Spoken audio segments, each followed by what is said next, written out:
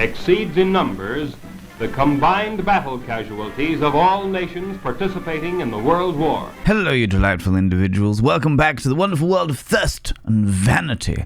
And today we are going to be indulging ourselves in a little more reactionary content. And when I say reactionary content, I mean that we are going to be looking back into history and once again looking at some sex education from the past 100-odd years. Okay? Now, I have picked out 3 little videos so that we are doing, a compilation of stuff because they're small videos and short videos. So I wanted to make sure that there was a large variety of different things that we could look into and explore.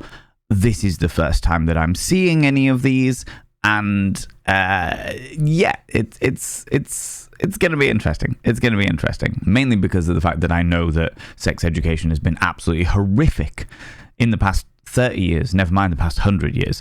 So this is going to be very interesting. The ones that I have pulled out, which I will be linking down in the description if you would like to see them. So the videos that I have picked out for us today to be able to, get a view of all of the different varieties is a short one called Men Were Taught Continence in 1946. So sex education for men in 1946. Then we have a sexual education film for young men from the 1920s, because I thought, let's go all the way back to the 1920s and see what they were officially taught from a film point of view. And then I thought, as we've done a couple on men, let's do one on women. So this one's called Molly Grows Up from 1953, which is a sex education film for girls. Now, these are all short little films. We're going to jump straight into it because I want to see what we're going for, okay? We're going to start with sexual education film for young men from the 1920s. Let's start in historical order. Why not, Now, when I was in school, the only information they ever gave us was, biological information. I went to a Catholic school. They didn't teach us about contraception or anything like that. And our biology teacher, which was actually a very nice, open-minded individual, she told us about the biology. This bit goes in, this bit makes babies, okay?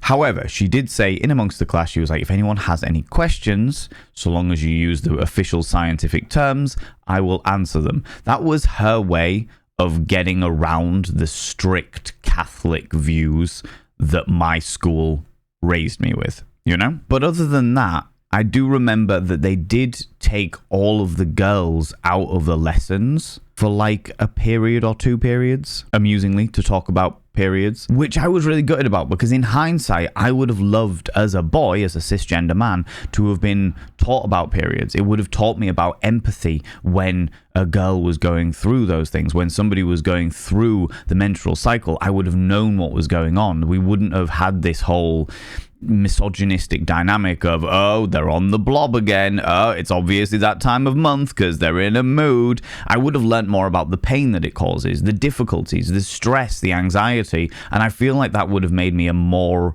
empathetic child when I was growing up. But unfortunately, that didn't happen. So if that was what it was like in the late 90s, I'm not having too much hope for the 1920s. I'm not going to lie to you. So yeah, let's get into it, shall we? Okay. We have a man being all muscly. Is this a silent film?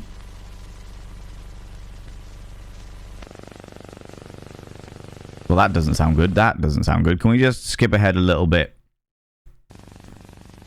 Okay, no, it is a silent film, but they have taken out all of the piano music. So this was a sex education film from the 1920s. Now, in the 1920s, televisions weren't exactly a thing. So they will have had to have set up a film broadcast.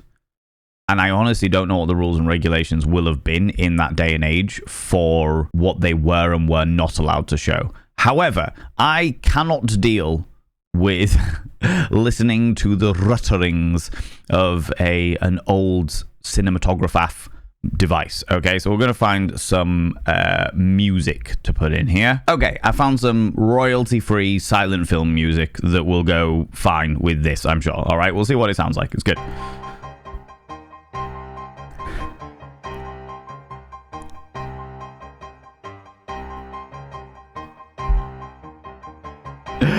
Oh, the drama. The drama.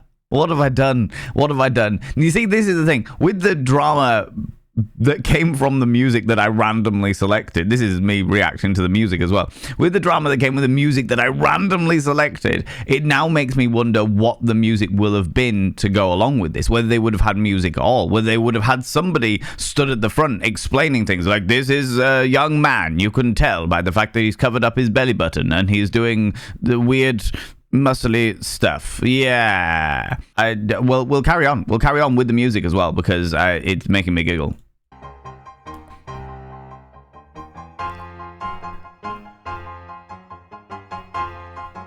Muscles and a miniskirt. Is he wearing a miniskirt? Differences among people are caused partly by the internal secretion of special organs. The internal secretions? Okay. The internal secretions of the male sex organs, the testes, contribute to the development of masculine qualities. The secretion produces impulses and desires, which, if controlled, make it possible or make possible creative efforts in art and music. Wait a minute, hold on, go back. What? This secretion produces impulses and desires, which, if controlled, make possible creative effort in art and music and all the finer experiences in life. What? Are you saying that you can't be creative without testosterone? You are not able to be a creative person unless you have testosterone. Is that what this is saying? Pretty sure that's not true. Pretty sure that's complete and utter, well, for lack of a better term, bollocks.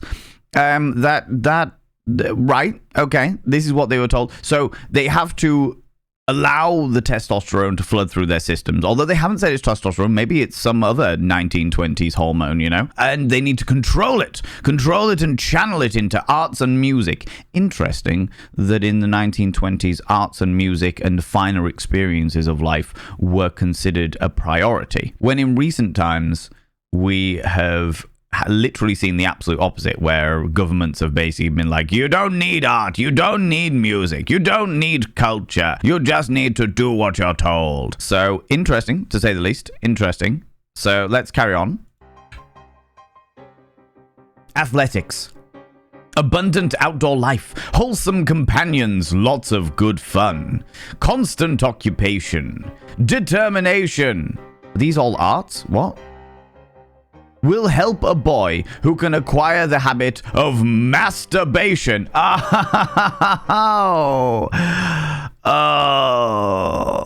Will help a boy who has acquired the habit of masturbation, self-abuse, to overcome it and repair any harm it may have done. Friends, just let's get this out there right now. Masturbation doesn't harm you. I mean, it can if you overindulge, if you get into bad habits of masturbation and what have you. Like, there are definitely ways where you can injure yourself, for sure. I'm not going to turn around and say it's completely risk-free. However, it's very unlikely to cause you any kind of damage. If anything, it can be quite beneficial, you know, being able to relieve that stress, relieve that tension and what have you. Now, I know there is, like, the whole thing of, like, semen retention, the whole theory that semen retention is beneficial. I haven't looked into it too much, but yeah, like the idea that masturbation is self-abuse is absolute tosh. Absolute fucking wank. Literally. Not to mention the fact that, especially when you're growing up as a teenager with a penis, there is a certain point, if you don't do it consciously, then your body will find a way to do it for you. Which is where we get into the realms of wet dreams and stuff like that, you know? Of course, this is... of course. Like, how dare a boy get into it? Is that the argument, though? Is that what they're saying? That if you get into arts and crafts and culture, then you can step away from playing with yourself? Right, okay. I mean, I would say that playing with yourself can be quite artistic in and of itself, you know? Let's go. Masturbation may seriously hinder a boy's progress towards vigorous manhood. It is a selfish, childish, and stupid habit. Oh, good lord. Whereas throwing a frisbee made out of clay is much better. Or a javelin. Toss that pole. Toss it real good, and then hop for a bit. Oh, Jesus, I knew this was going to be fun. Oh, dear Lord. So if you don't masturbate, you'll be much better off in life, apparently, according to the 1920s. The sex impulses contribute to those masculine qualities which make men ambitious and to strive and achieve. I didn't realize that ambition was down to how much you masturbate. I'm a very ambitious person, and I would say that I am a self-indulger, shall we say. So, definitely can't really compare this to it. However, I do understand the idea of the more pent up you are, the more energy you have to put into other things. If you do not masturbate, if you do not give yourself that release of tension, then the tension just keeps getting wound up and you need to find other ways to do it, which is where the whole idea of the whole semen retention comes in. But in this regard, it's the whole don't touch yourself, keep that tension going, and that will drive you forward. In this case, they say it makes men ambitious. And obviously, this was the 1920s when they wanted all men to be a specific type of men, which naturally never fucking works because people are different. But I can understand how a very basic logic can come to this kind of conclusion, you know? Okay. Rock climbing. Up the side of a mountain. Exactly what the doctor ordered. Look, Jeffrey looks like a goat. A mountain goat. Cascading his way up this vertical surface. Barry has a pole. Barry's touching his pole. Don't let him stroke that pole while he's halfway up the mountain. Good Lord. And now they have reached the summit because none of these men touched themselves in the privacy of their own homes. Good Lord, no. The sex impulse is like a fiery horse. Uncontrolled, it may be destructive and dangerous. So they show a picture of a stunt horse? Is that what's going on here? Just a feisty horse? Oh, it's uncontrolled. But this is the control of it. Of course, this is them gathering the control of the horse. Exactly what you would want to see. Okay. You rein in that pony. Controlled the sex impulse, like the horse, may be a source of power and service. 1920s semen retention. That horse has been trained. No horse does that the first time round. I'm not a horse trainer by any stretch of the imagination. I am not an equine enthusiast, but there is no way that a horse just does that straight off. They need to have been taught this from the beginning. Hello, we're going to call you Jeffrey. Hello, Jeffrey. Friends, if your penis looks like that, see a medical professional, you know. That sexual intercourse is not necessary for health and vigor is shown by the condition of athletes in training. Excuse me, what? Sexual intercourse is not necessary for health and vigor is shown by the condition of athletes in training. Friends, I don't know whether you've heard the rumors about the Olympics. Here we go. This is the athletic event of tossing a log. No, it's rowing. Of course it's rowing, Valen. Why would I think it was anything else? Why would I think it was anything different other than rowing?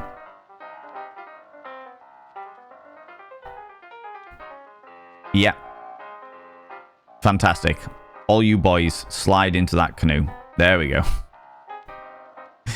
Oh my God. Is that man wearing a dressing gown? No, it's just a very long coat. Okay, that's cool. So is this the athletic prowess? And the music goes so well.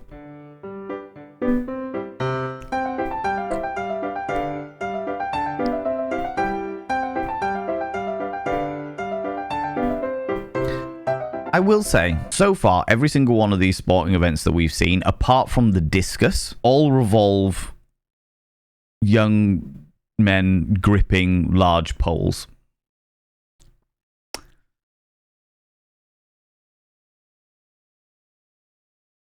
I'm just saying. We've had hiking with hiking sticks. We've had rowing with the big long poles. We've had the javelin, tossing that javelin. There's a lot of that going on. Okay.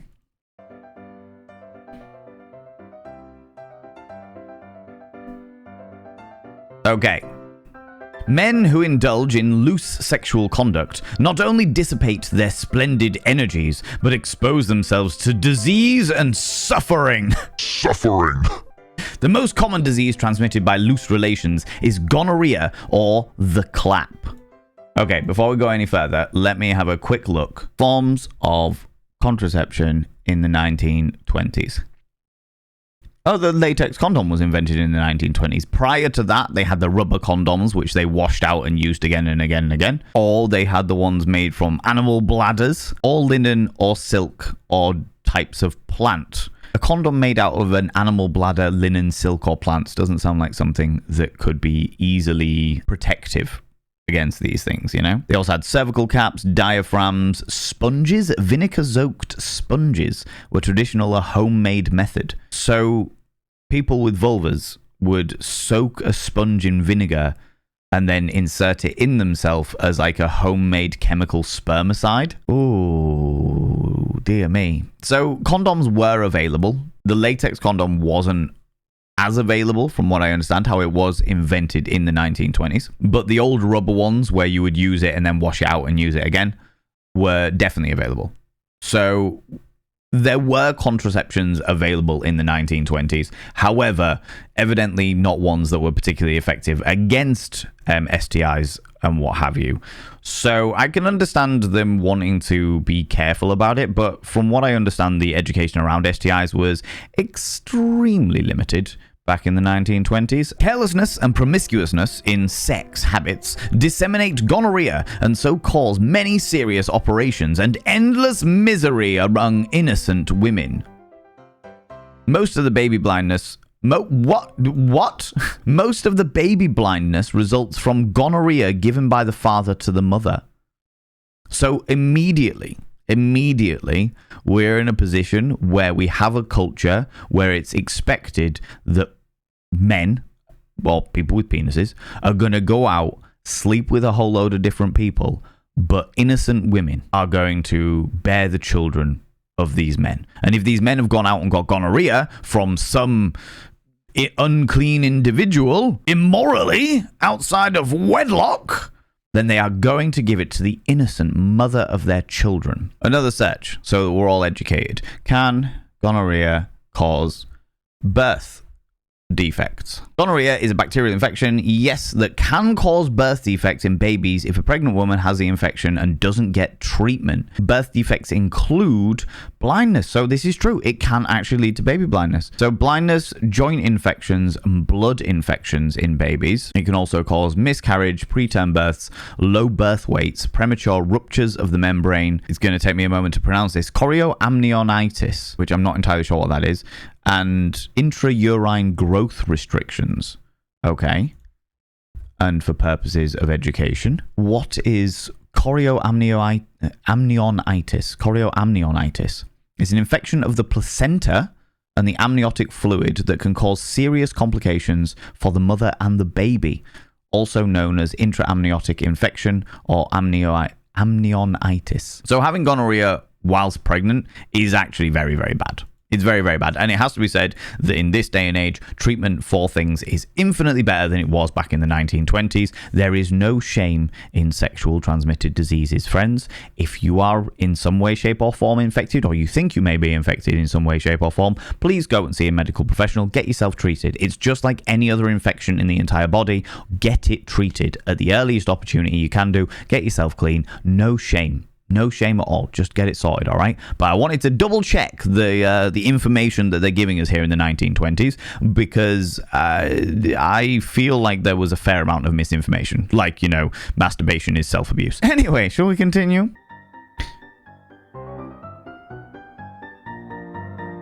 Okay. Oh, is this a blind young girl? Playing bounce in the outside? Is this to make us think... Hold on. Is that a bit of a guilt-tripping situation there? Look at this blind young girl struggling to play bounce with the ball. Pity her. Pity her and make sure it doesn't happen to your babies. Oh my God. Jesus Christ. The underlying prejudice against disabilities always gets my back up. It always does. Okay. Syphilis, or the pox, may cause decay of the bones and nerves, disease of the heart, and softening of the brain. The germs of syphilis are spiral-shaped. Okay. And here we have... Is this under a microscope? Is this a 1920s microscope to show us what syphilis looks like? Interesting. Syphilis causes a large amount of insanity and paralysis. Locomotor ataxia and progressive form of paralysis is due to syphilis. And here we have somebody struggling to walk. They have a bit of a limp, and they're implying that that is because of syphilis. The man who has contracted gonorrhea or syphilis may bring suffering into the innocent. To the innocent, should we say. Really? Really? Was there any need? Look at this person. You don't want your child to be like them, do you? They have a disability. Leave them the fuck alone. It might not have been their fault entirely. It may well be the fault of their parents and what have you, but don't guilt trip people using people with disabilities. That just, boils my little blood. Now, what was the rest of this saying? It may bring suffering to the innocent. When he marries, his children may be born defective. Oh, it was even worse. It was even worse because it did that and then showed a person that they consider defective. Of course they do. Of course they do. And more.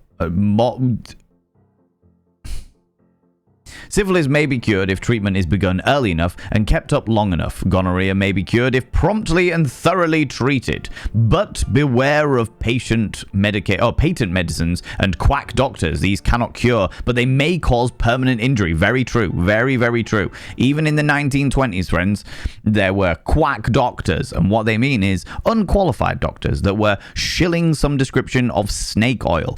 Weirdly, I have seen an awful lot of adverts for such things on places like this website. But the fact of the matter is that there are an awful lot of people out there that give out medical advice that are not qualified to do so, which is the reason when I turn around and say something about medicine or what have you, I always say, I am not a medical professional. Go and seek the opinion of a professional. And if you're not happy with that opinion, get a second opinion. I'm not saying that all medical professionals are amazing. There are definitely people out there that aren't. But I am saying, go get yourself checked. Right, let's get this done.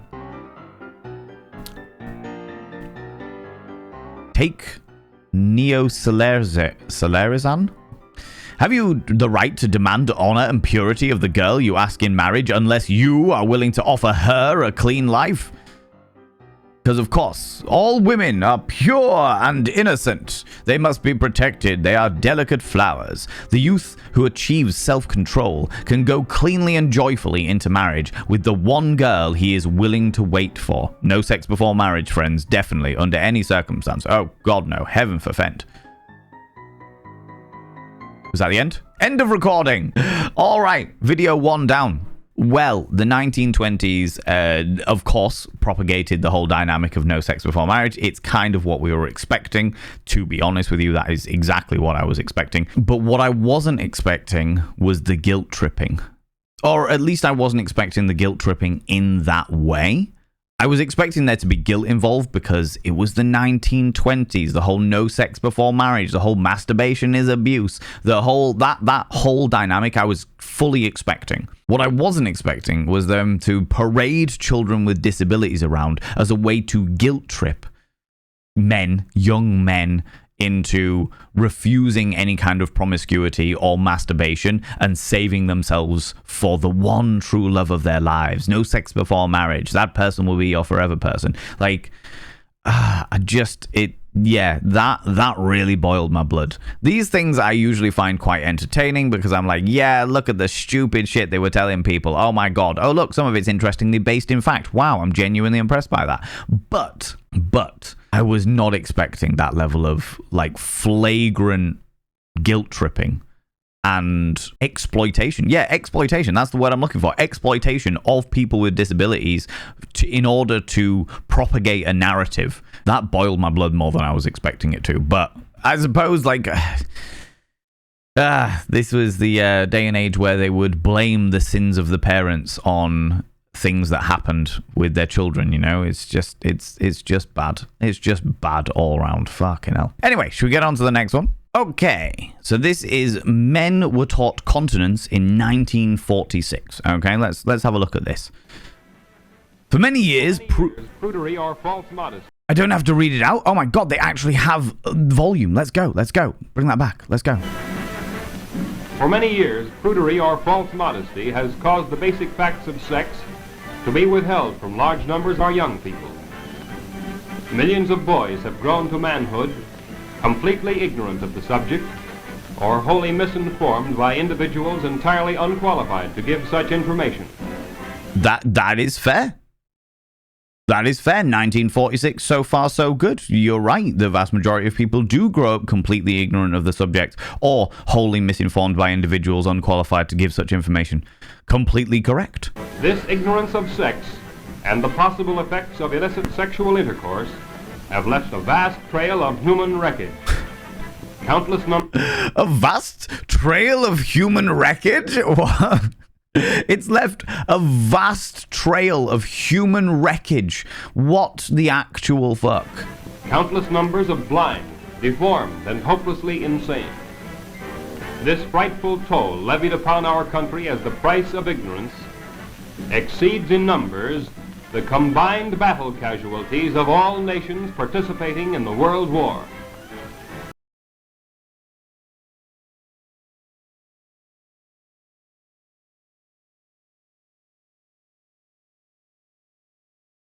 After the last video, I should have expected that.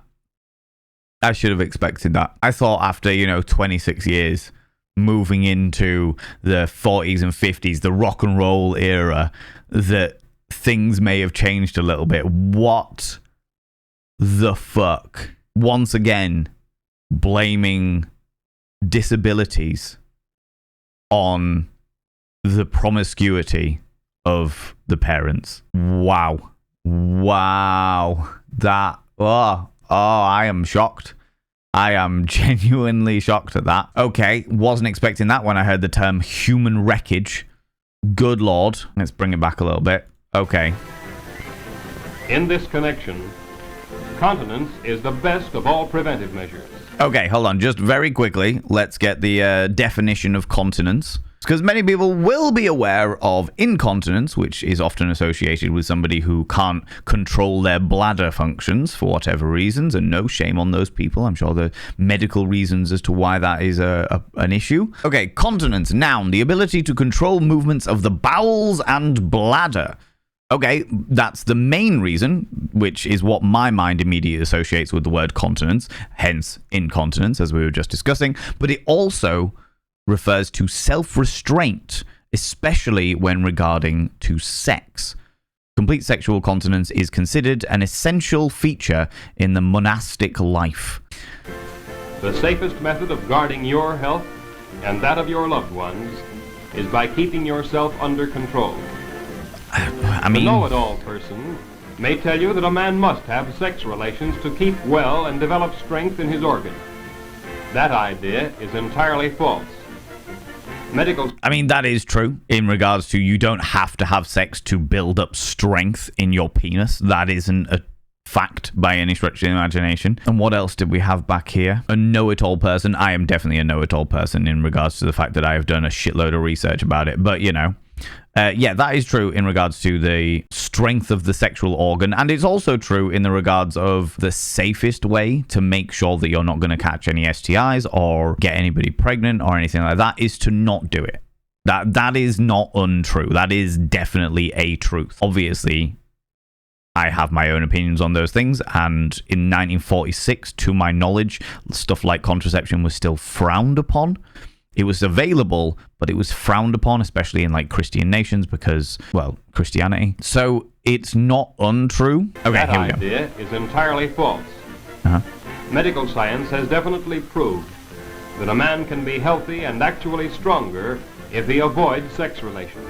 I would like to see the studies. I mean, do you know what? We might find the studies. We might find the studies when we look into like sexual retention and stuff like that. So that might be a thing. That might be an occurrence. So maybe there are studies that follow around this. I know that the sexual retention is definitely something that a lot of people engage in, and I don't know anything about it other than the fact that they stop having sex and apparently they are more productive. So maybe there is some truth in that, but I would like to see the studies, and I would like to see modern studies, because if I see 1946 studies that dictate it and there's no studies that come further on in life, then I'm a question it, all right? I'm a question it. Another false idea has grown up concerning wet dreams. This is a perfectly normal happening which occurs when your sex glands fill up with male cells and overflow at night, usually during a dream. Yeah? It may come several times a month or only once in 2 or 3 months. Yeah? This is perfectly normal and no treatments are needed. Okay. Interesting. Like, they don't associate guilt with wet dreams, which is good. But wet dreams come about because you aren't engaging in releasing one's fluids, as it were, you know? You are not engaging in that. Your body produces a certain amount of them. It needs to produce more to be able to keep the sperm healthy. So it causes the body to have a wet dream. Usually when you're in an unconscious state, if you're not doing it when you're conscious, then you're going to do it when you're unconscious. Your body will find a way to do that. And that's where the dreams come in, because your body is connecting things subconsciously to get you in the mood. And then your body moves by itself because you're in a subconscious state. Like, yeah, that's basically where it is. And I'm glad that they're not bringing guilt down on wet dreams. I'm actually surprised that they're even talking about wet dreams in 1946. There is some truth in here, but I'm seeing that it is absolutely ladled with tosh and bullshit. Do you know what I mean? It's the classic stereotype of mixing lies in amongst truth. You bring a certain amount of truth to something and you put a lie in there, and that way everyone believes the lie because the other stuff is true. For the healthy athletic individual, continence pays big dividends in physical strength and good health. Maybe. Most men know less about their own bodies than they do about their automobiles. What was that? What was that last bit? Most men know less about their own bodies than they do about automobiles. I agree. Most men probably do. Like, a lot of people don't experiment with their own bodies. They don't experiment with their own tastes and preferences and indulge in things that could get them hot under the collar and what have you. They won't do that because they're like, oh, well, I do this thing, it makes me feel good, why change it? If it's not broke, why fix it? Whereas I would argue that experimentation and imagination and pushing yourself out of your comfort zone and stuff like that is actually better, because you're learning more about pleasure, you're learning more things that could indulge you and you could enjoy and what have you. So that was a very odd end to it, but it was interesting. Like I said, the really hammering in the lies within the truth. Okay, and finally, we have done the 1920s, we have done 1946, and now we're moving forward to 1953 with a film called Molly Grows Up, which is a sex education film for girls, which is interesting because so far we've seen, obviously, the previous two, which were focused on boys. You must treat your girl as a pure, innocent flower. Don't be promiscuous. You could cause all kinds of horrific things to your innocent young bud of a woman, you know? Anyway, shall we look at what the 1950s thought of sex education for girls this time, you know? Okay, here we go.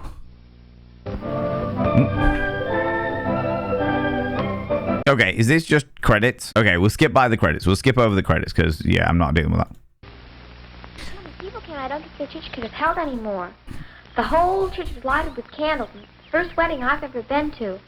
And golly, you should have seen the bride. She had the most beautiful dress I've ever seen. It was all white satin. Come on, we'll be late for school. Coming, Peggy. I better go now. Goodbye.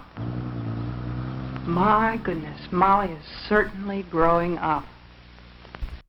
Okay, immediately more theatre in this one. The previous one was like, here is displays of manliness.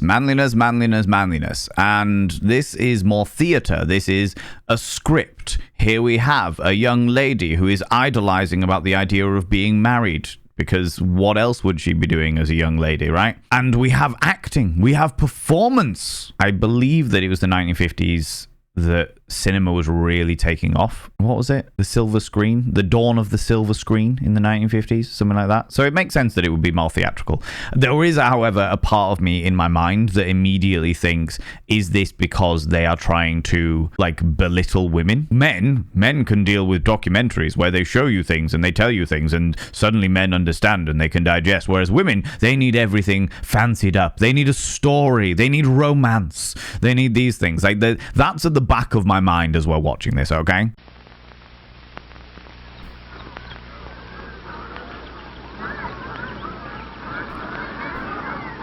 Hi, Miss Jensen. Good morning, girls. How's your throat this morning, Molly? Oh, just fine. It doesn't hurt at all anymore. Well, you'd better stop by my office and let me take a look at it. It won't take a minute. Okay.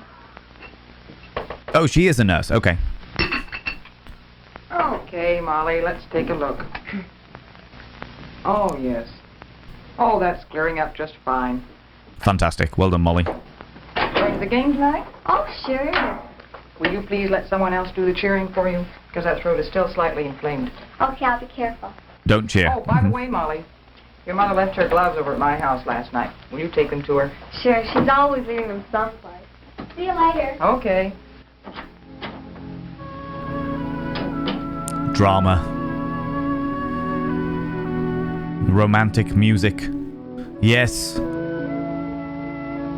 You know, I've known Molly and her family ever since she first came to school. And I think you might like to know her, too. Excuse me?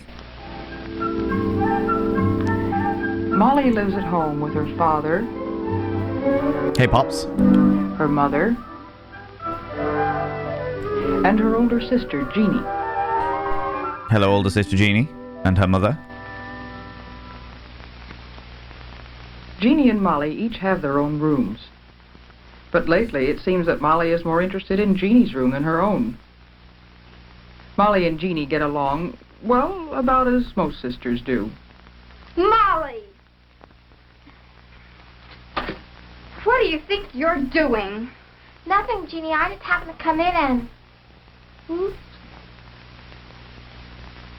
Honestly, Molly, how many times have I asked you to leave my things alone? Well, all I was doing was just... And you didn't get all the lipstick off either.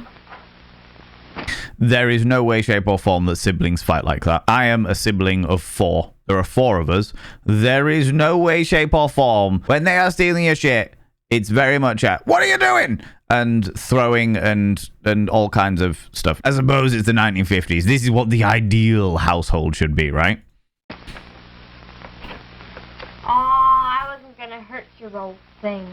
I just wanted to try them. Yeah, just try them Why out. don't you ask Mom for some things of your own? You're old enough now.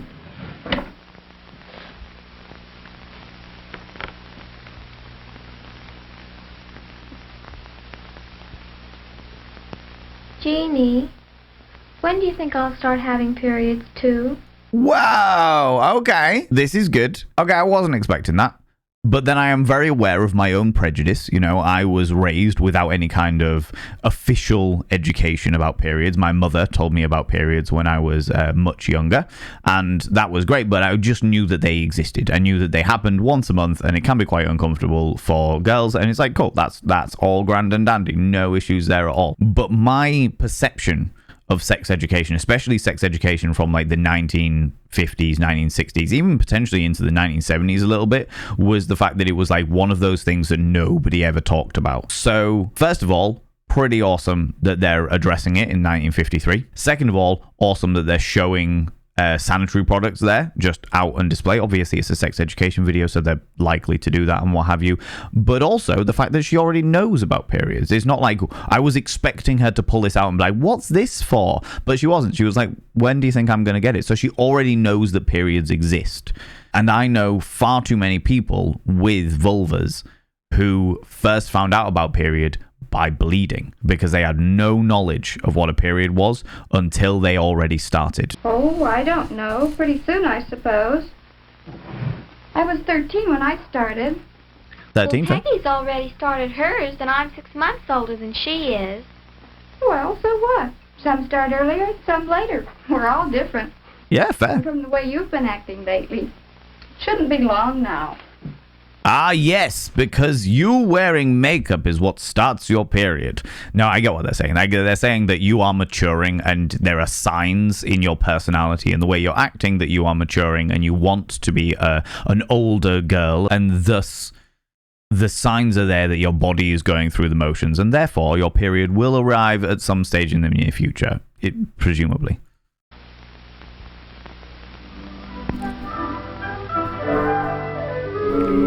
One day, not long after that, Molly came home from school. Okay. That you, Molly? Yes, Mom. She left the door open. I see how it is. Mum's making buns. Hi, what kind of a day did you have today? Mom, guess what? I don't know. What? Mom, I started my first period. Well, what do you know? Come on, sit down. Tell me about it. When did it start? Well, it was this afternoon when I was changing into my gym clothes, and I noticed a bit of blood on my panties, and golly, at first I thought, well, I didn't know what to think. And then I remembered when we talked about Menstruation. menstruation and stuff, and, well, then I went to see Miss Jensen. Oh, this is amazing. Oh, this is fantastic. This has proper warmed my heart. There's no shame. There's no worry. There's no fear. She feels like she can approach her mother about these things without any kind of fear or guilt. She felt like she could go and see a teacher without any kind of fear or guilt. This is good. I'm actually genuinely really surprised at that. That's awesome. That's okay. Let's keep going. How do you feel? Kind of funny like. I mean, well, I was hoping it would start soon. But it seems like I've forgotten everything you've told me. All right, I tell you what we'll do. Tonight will be mother and daughter conference night. And if you'll give me a hand with supper, we'll get started that much earlier. Okay, I'll wash up and be right down. Amazing. They're already talking about having a conversation together in like a personal one-on-one basis. The fact that she talked about feeling a little bit funny, like she would potentially cramps maybe. I don't know whether they'll approach the idea of the fact that periods can be extremely painful for people, but the fact that they're already like on that one-on-one basis, no shame. This is part of growing up. Don't worry about it. You've had some blood on your panties. They talk about menstruation, the actual scientific terms and stuff. Really good so far. So much better. I am loving this more than I loved both of the previous videos, you know? Golly, indeed. And it won't be long at all before you're quite used to it. You see, honey, menstruation is perfectly normal. It happens every month. Sit up, dear. But why each month, Mom?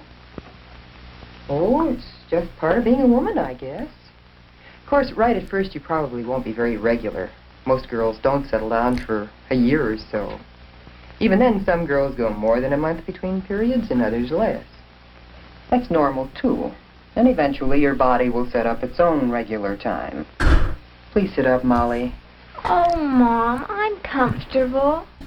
Well, if you sit and stand straight, that'll give the organs inside your body room to function better. And that'll make you feel better. I don't know about that. I don't know about that. I don't know whether sitting straight actually helps with those side of things, or whether she's just trying to push a narrative of, hey, daughter, you will act ladylike. But they're really cool that they are approaching things very openly. The fact they're talking about irregularity with periods, the fact that it's not just going to be every month, and if it doesn't come every month, you don't have to panic immediately. Very, very cool. Like, this is good stuff. I'll get it. That's probably Peggy. Hello? Oh, hi, Peggy. Sure, just a minute, I'll ask. Mom, can I go swimming with Peggy tomorrow after school? I don't think I would, Molly. But I'd be home by 5:30. No, it's not a good idea the first 2 or 3 days of your period. You might get chilled and catch cold. Oh, that's right. Interesting.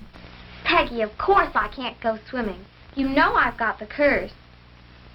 That's right. It isn't a good idea the first couple of days. The curse? Okay, I'll see you tomorrow.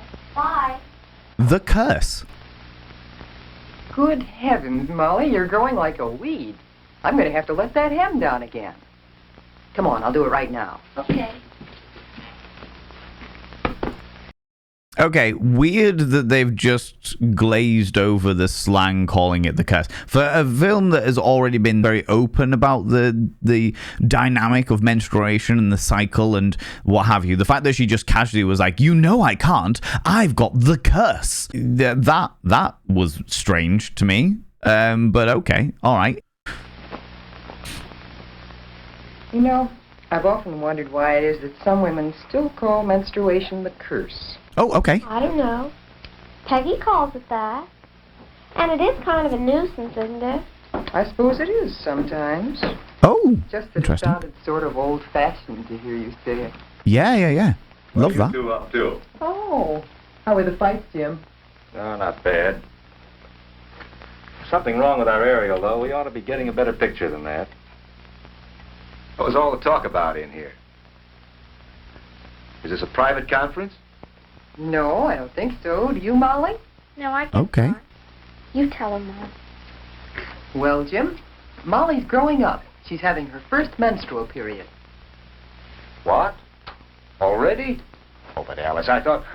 Well, I mean, after all, she's only... Daddy, don't be so silly. I'm not a baby anymore. I know, dear, but, well... No. No, honey, I guess you aren't. Okay, all right. Acceptance from a 1950s father. Not only the fact that he understands what a menstrual cycle is, the fact that his family feel okay enough to present him with that information, which is good, because if they're showing this to like girls in the 1950s and what have you, then they may feel confident enough to speak to their parents about it and make the whole subject less taboo, which is absolutely fantastic. And then acceptance of the father, the initial reluctance of being like, oh, she's too young for this, my little girl's growing up, and then that acceptance of being like, do you know what, okay, I suppose that is the case, you know. Young people grow up, and you have finally got to a point where this is your life. You know, you've hit that menstrual cycle. Like, there is a certain level of wholesomeness that I'm feeling in this, and really surprising that they approach the curse idea, the idea that it's an old-fashioned thing to look down on the idea of a menstrual cycle. Genuinely, really impressed with this so far. Growing up is fun. Uh-huh. But some of the things Molly used to do seem a little silly now. Sometimes she gets all mixed up just thinking about it. She's changing from a child into an adult. Fair. And it's a little confusing at times. Certainly is, but don't forget, friends, that your hobbies are your hobbies, and there is no such thing as a hobby that is inappropriate for your age. You know? You enjoy Pokemon at the age of 40, then you enjoy Pokemon at the age of 40. It doesn't matter, all right? Molly had lots of questions about what was happening to her. Uh-huh. It so happened I had a chance to answer some of them. Her teacher was sick one day and asked me to take her class. An all-girls class? And this Okay. is true of women everywhere. So you see, menstruation is just the natural, normal process leading up to being a mother. This is a diagram of the uterus, or womb, and these are the fallopian tubes leading to it. And these the ovaries which produce the egg cells. Inside the actual body, it's a lot more folded up and condensed. Like it's cuddling itself, you know? Now these egg cells are far too small for us to see. But once each month, an egg cell will leave one of the ovaries, go into the opening of the tube nearest to it. And then it's on its way to the uterus. Yeah. Now at the same time, the uterus has been preparing a growing place for this egg. A soft lining of blood vessels and tissues. If the egg unites with a male cell or sperm as it's on its way down the tube, it is fertilized, and then when it reaches the uterus, it settles down in this soft lining and begins to grow into a baby. Yep. Standard stuff. But if the egg cell is not fertilized, it disappears. And then, since the lining is no longer needed, it too dissolves away. Okay. And it flows out of the body through an opening in the hymen, which is a membrane over the opening of the vagina. And so... Interesting that they're talking about the opening in the hymen, not calling it like a seal of purity. It does have a hole in the middle, hence why you're able to have periods. The amount of people out there that do not believe that is the case is wild to me, but by and by, you know. So we say that we are menstruating. Yes, Barbara? Miss Jensen, when does menstruation start? Well, some girls start when they're 10 years old, and some when they're 16 or 17, or anywhere in between. But the average age seems to be about 13. So according to the NHS, which is the National Health Service here in the UK, periods can start anywhere between the age of 8 and 17. But it does say that most start about 12. So 12, 13, that goes in line with what we know today as well. No, I mean what day of the week will it start? My mother starts on Tuesday. Will mine too? Oh, it might, but it probably won't, because each girl's body sets up her own time and rhythm. And the time Tuesday. between periods may vary anywhere from 23 to 32 days. And the flow lasts from 2 to 7 days, also depending on the girl's own rhythm. Miss Jensen, how often should you change napkins when you're menstruating? Napkins. Well, that depends on the amount of flow, but probably 5 or 6. Amazing. This information is absolutely fantastic. This is stuff that I would have loved to have learned at their age. You know what I mean? Like 12, 13, I would have loved to have had this information so I could empathize with people with vulvas. The fact that they're giving this information about the variation of it as well is really, really good. This is so much better than I was expecting of a 1950s sex education film. They haven't talked about sex yet, though. So let's see. They talked about the male cell, I suppose, but we'll see. 6 times a day. And that brings up another point. Many of you girls haven't started to menstruate yet, but when you do, you will want to use a sanitary napkin to absorb the flow. Yeah, sanitary napkin. It's a soft, absorbent pad, and it's made to fit over the opening of the vagina and to follow the curve of the body. Aw. The tab ends are attached to a narrow elastic belt, which you can wear around your hips or waist. Okay. Now, some girls prefer to use tampons. A tampon is a cylinder of absorbent cotton inside a cardboard applicator. It is inserted into the vagina Cardboard by means applicator. of the applicator. The cotton absorbs the flow, and when it is full, you remove it and discard it. Okay. Yes, Molly? Miss Jensen, is it true that people can tell when you're menstruating? No, it isn't. But you should be more careful than ever about personal cleanliness and dainties. Change your underwear more often, and be sure and use a deodorant. And pay more attention to your hair and your nails, and plan to wear your prettiest dress. In other words, be your most attractive self. And remember, menstruation is only a part of growing up. As you grow, your body changes from that of a young girl to that of a... That's probably the first thing that I disagree with in this. Like, the whole idea of when you're feeling your absolute worst, like, make sure that nobody notices. Like, very cool that they say nobody will notice, but that whole idea of, like, when you're feeling your absolute worst, you're not feeling great about yourself, this is when you should do your best to hide it. But then I do understand the psychology of that, of, like, when you are feeling your worst, dress your best, because by dressing good on the outside, you'll start to feel better on the inside. woman. It's becoming round with the beginnings of a bosom and the start of a real waistline and hips. And hair is beginning to grow in different places, pubic hair and underarm hair. Uh-huh. Yes, Anne? Miss Jensen, what about dancing? Can you when you're menstruating? Yes, you can, with moderation. In fact, you can do most of the things you usually do. What we got? You can bathe or shower as long as you use warm water. Okay. And you can wash your hair if you're sure to dry it quickly. And you can swim if you wait until after 2 or 3 days after the beginning of your period. Right. And you can go to dances and picnics.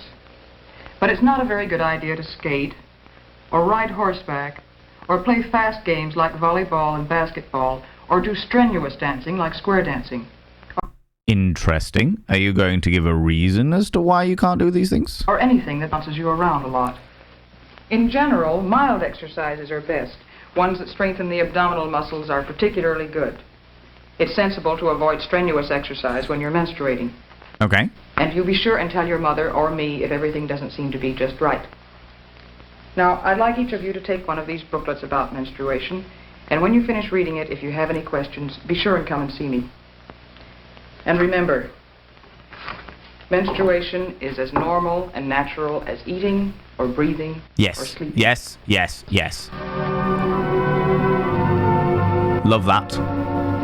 Soon, Molly will be a young woman like her Jeannie, having dates, going to dances in lovely romantic dresses, and making new and important friends.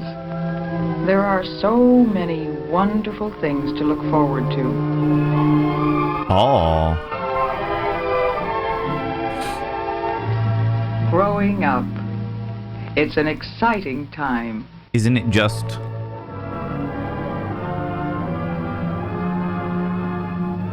The Medical Arts Productions. Okay. The End. Of course. Back when they had The End. Okay. I enjoyed that. That was surprisingly good, considering what I was expecting. And I have to say, completely and utterly due to my own prejudice of historical sex education, I was expecting very little. Now, I will say the menstruation one, the one about periods, didn't talk about sex. It didn't talk about sex, but I don't know whether they would have something different for that. This is like, that was like a puberty side of things. It was puberty education as opposed to sex education, and I get where the overlap was, especially in history and what have you. But I was really impressed with the way that they were so accepting, the way that every member of the family was accepting, the fact that they talked about it very openly, the fact that there was no shame around having a period, the fact that friends of theirs had periods and they talked very openly about the fact that sometimes people are irregular, sometimes they have it like clockwork. There's no shame around it, there's no reason to feel bad about it. And then of course talking about the 1950s menstrual products, like the pad that was on a little harness, and then the tampon. I'm really impressed they brought in the tampon as well. Like, this seemed like a really, really good puberty education. And you know what? As a guy, as somebody with a penis, I would have liked to have had something like that so that we could have understood it better. That would have been really good for me, personally, I feel. And I think it would have been good for a lot of young boys to get that so they understand what people without penises are going through when they are going through their menstrual cycle, you know? That was really good. I really, really like that. I like that infinitely better than I liked the previous two videos. The previous two videos where it was about abstinence or your children will be disabled was harrowing. Absolutely bloody harrowing. Just, that riled me the wrong way. Now I'm intrigued. For those people that do have vulvas, how did this compare to your sex education? If there's one thing you can take away from this entire video, friends, please remember that disabilities are not something to be ashamed of. Disabilities are not something to be used to guilt people into things. It's just, it really boils my fucking blood. I've got so many friends that have got disabilities, and they always get looked down on. People get looked down on for being disabled, and it's fucking abhorrent. So yeah, I'm glad that we've stepped away from that. Anyway, friends, as per usual, I ask if you've enjoyed this and you would like to see more of it, then please click that cheeky little like button. And if you haven't already, consider pressing that little subscribe button. If you would like to check me out on a variety of different social medias, behold my social medias. On Twitch, we actually talk about sex all the time, so if you want to come and have like a in-person conversation with me, then you're welcome to do so. And then with TikTok, and now like rolling out those reels onto Instagram as well, I do my whimsical facts about schmecks, so if you would like to check those out, you're more than welcome to, you cheeky little devils, okay? But yeah, let me know what you thought, let me know how your sex education was, and if you have any other recommendations of historical sex education videos that you would like me to react to, then please stick them down in the comments, and I will see what I can do, you know? I find these both fascinating, hilarious, and abhorrent in equal parts. So, yeah, check it out. See what happens, all right? And until next time, friends, don't be afraid to embrace that hedonism. That's the new way that I've decided to finish the videos. Embrace your hedonism, you know? The end!